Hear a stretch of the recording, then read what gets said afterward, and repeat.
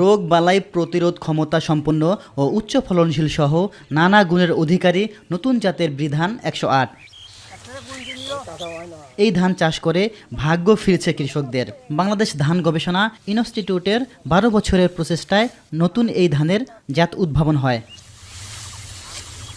এবার প্রথমবারের মতো নতুন জাতের এই ধান চাষ করেছেন সিরাজগঞ্জের রায়গঞ্জ উপজেলার ধুবিল মেহমান শাহী গ্রামের চাষিরা।